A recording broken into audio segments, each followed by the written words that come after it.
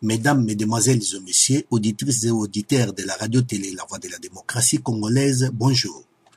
Voici la lecture de la revue de presse de la radio-télé La Voix de la démocratie congolaise en collaboration avec Congo Forum de ce mardi 3 juillet 2012. Depuis Stockholm, au micro, José Kapajika. Le sujet politique vedette de ce mardi est l'évaluation du processus électoral de novembre à l'Assemblée nationale. Le numéro du pasteur Ngoyi Mulunda devant le Parlement est fort diversement apprécié par la presse. La situation d'insécurité à l'est de la RDC se hisse aussi à la une de l'actualité. À celle s'ajoute la mise en circulation de nouvelles coupures à valeur faciale élevée. La commission électorale indépendante et les débats au Parlement. Radio Okapi décrit Assemblée nationale, les députés toujours partagés sur le maintien du bureau de la commission électorale nationale indépendante.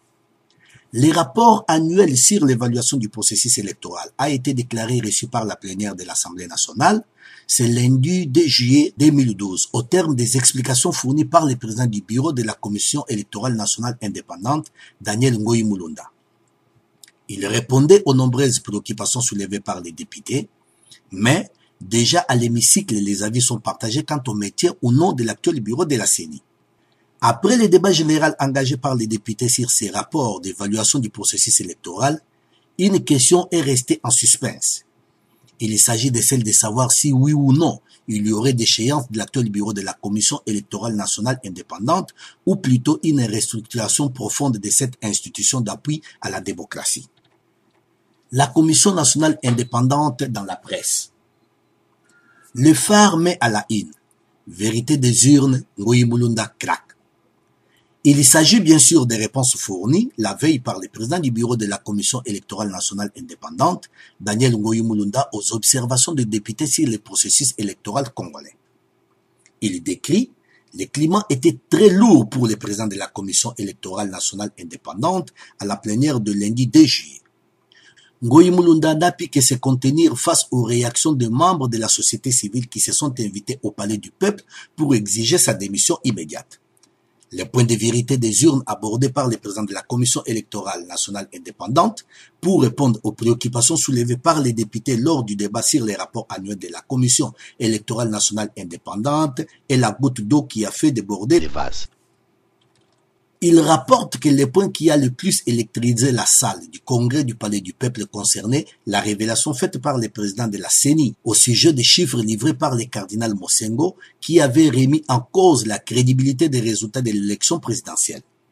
Pour Daniel Ngoyi Mulunda, c'est un haut fonctionnaire de la MONUSCO qui a transmis ces chiffres au prélat catholique. Au cours de la plénière, le président de la CENI a déploré le silence des Nations Unies face à la lettre qu'il leur a adressée à ce sujet. Selon les phares, après cette révélation, les militants des droits de l'homme et certains députés se sont mis à crier « Ngoyi Mulunda démission ». La tempête des tropiques note également à la une que dans sa réplique, Ngoyi Mulunda rejette les accusations sans convaincre. Rappelant ses arguments habituels, écrit le journal, le président de la Commission électorale nationale indépendante n'a pas réussi à lever les doutes décrédibilisant les doubles scrutins du 28 novembre qu'il a dirigé à sa manière. L'avenir titre La MONUSCO avait induit en erreur les cardinals dans la publication des chiffres. La mission des Nations Unies pour la stabilisation du Congo, MONUSCO, est mise en cause dans les résultats publiés par la Commission électorale nationale indépendante CENI après le scrutin du 28 novembre. Encore le président de la Commission électorale nationale indépendante qui expliquait lundi à l'Assemblée nationale, le prélat catholique a été induit en erreur par un certain François Sadoubraï, conseiller principal chargé de la réforme du secteur de la sécurité à la MONUSCO, qui, au lendemain de la publication des résultats provisoires de la présidentielle, va lui communiquer de faux chiffres, écrit ce journal. Est de la RDC. La tempête des tropiques revient sur les discours à la nation prononcés à l'occasion de l'anniversaire de l'indépendance du pays par Joseph Kabila Kabange le 29 juin.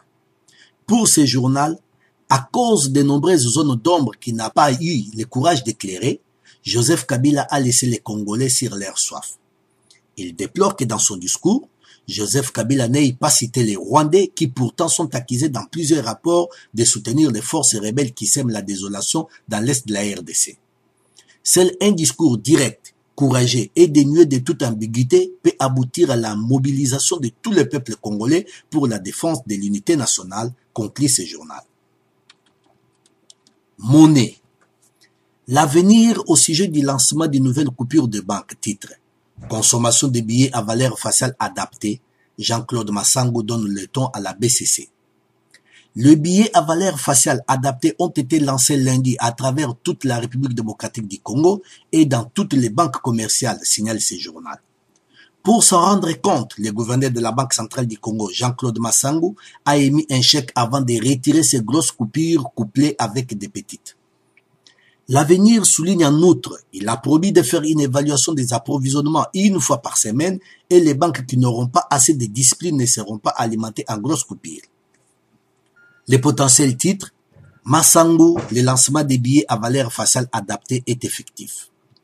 Brandissant ses billets devant la presse qui l'accompagnait pour la circonstance, Jean-Claude Massango a confirmé l'effectivité de ces émissions qui se passent simultanément dès le 2 juillet 2012 sur toute l'étendue du territoire via les guichets des banques commerciales, rapporte le potentiel qui poursuit.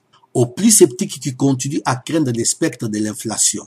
À la suite de ces émissions, Jean-Claude Massango a balayé d'un revers de la main cette hypothèse, rappelant que tout a été mis en œuvre aussi bien au niveau de la Banque centrale du Congo que du gouvernement pour qu'en effet, des surchauffes des prix ne se produisent pas sur le marché. Auditrices et auditeurs de la Voix de la démocratie congolaise, c'était la lecture de la revue de presse congolaise présentée par votre serviteur José Kapajika depuis Stockholm, capitale de la Scandinavie, pour la radio-télé La Voix de la démocratie congolaise. Restez branchés sur notre site et